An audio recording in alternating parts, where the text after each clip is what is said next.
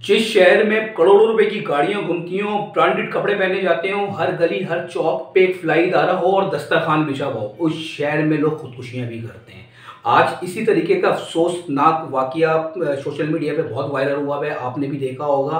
और उसी पे तस्करा करूंगा कि यार एक बाप को ऐसा क्या हुआ कि उसने अपने 3 बच्चों को पहले दूध पिलाया, उनके पेट पे ग़िज़ा दी और उसके बाद जान ले ली। अपने बच्चों की, बीवी की जान भी ले ली और खुद की जान भी ले ली।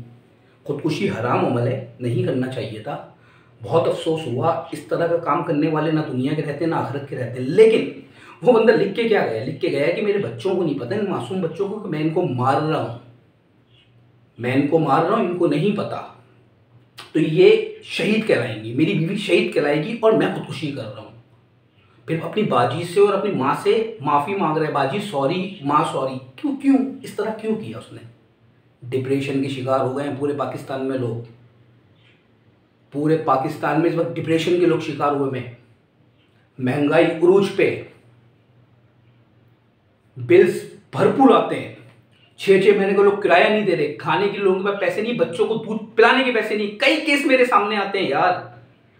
मिडिल क्लास और लो क्लास की तो मतलब मौत है, कोई रिलीफ नहीं है, कोई पूछने वाला नहीं है। इस शहर के अंदर अरबों रुपए का काम हो रहा है, इस शहर के अंदर। जी बिल्कुल, अगर किसी भी फ्लाई इदारे को उठाएं तो फ्री में तो नहीं चल रहा वो।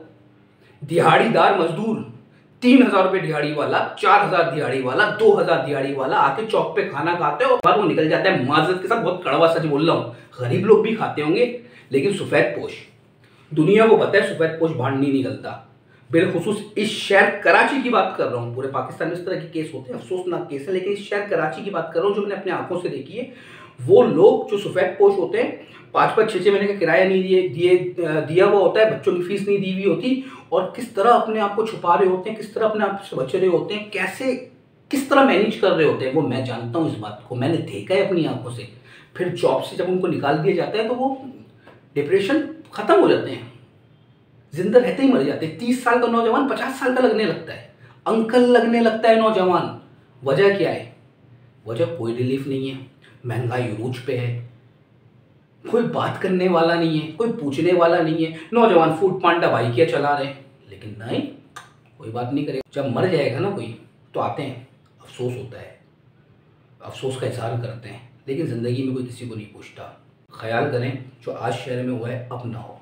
अपने इर्द गिर्द वालों को देखें, अगर कोई परेशान है तो कोशिश करें उसकी मदद कर सकें, क्योंकि ना आप लेके जाएंगे ना मैं लेके जाऊंगा, कोई भी पैसे अपने साथ लेके नहीं जाएगा। पता भी नहीं चलेगा कब आप दुनिया से चले जाएंगे या कौन दुनिया से चले जाएगा। जो आया इसको जाना है। कोशिश करें कि जो परेशान है उसकी मदद करें। इससे ज़्यादा कुछ नहीं कहूँगा, बहुत अफसोसनाक वाक़या था।